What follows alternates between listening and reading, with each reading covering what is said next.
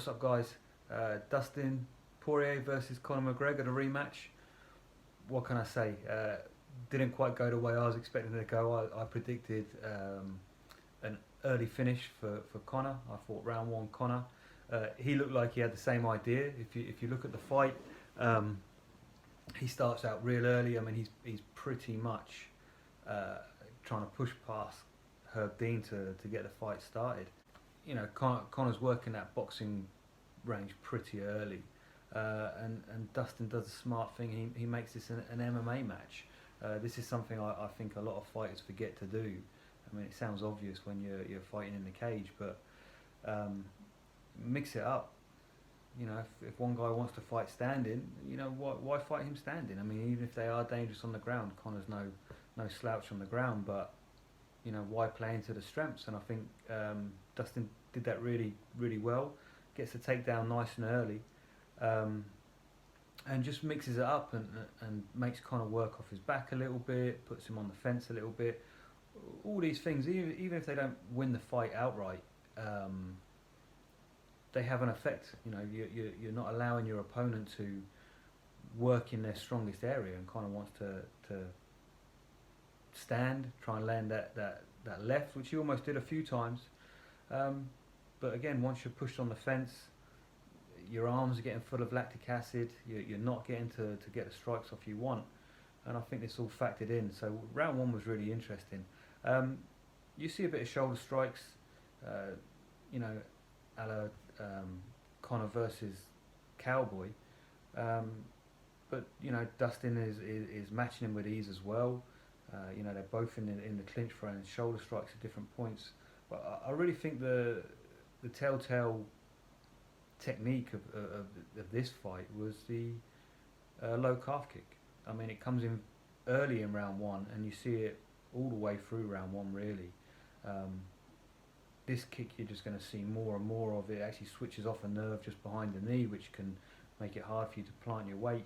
And you know, with someone Conor's style, he's very heavy on the front foot.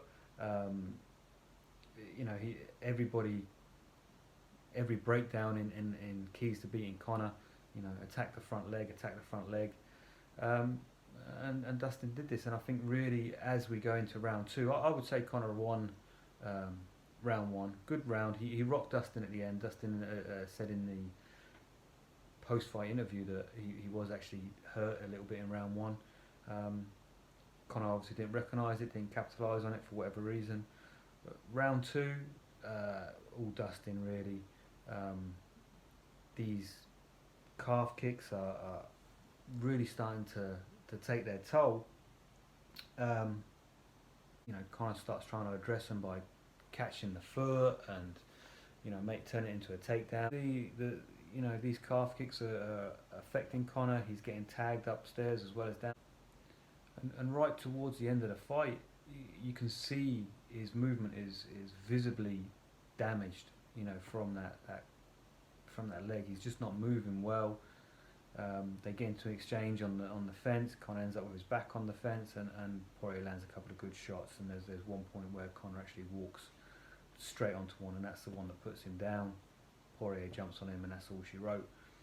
So completely different to what I thought. I didn't rule Dustin out completely. I thought if he was going to win it, it would be in the second half of the fight. You know, maybe Conor isn't known for having a great gas tank. You know, maybe he'd tire in the second half of the fight, and Dustin would create his opportunities there. But to see him stand with Conor and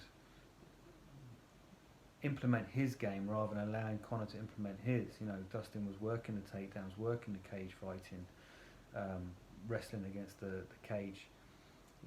I think this was really his keys to victory, and I do think he probably did lose round one. I think Conor maybe landed some of the better shots, some of the harder shots, but he was in the fight, and he was putting the fight into where he wanted it. The calf kicks, stroke of genius. When you look back on it now, you know, they really did exactly what they were meant to do, and just messed up Conor's movement to the point where Poirier could do the damage he needed. So what do you guys think now? Who's next for Dustin? Who's next for Conor? obviously there's always a lot of shit talking on the internet.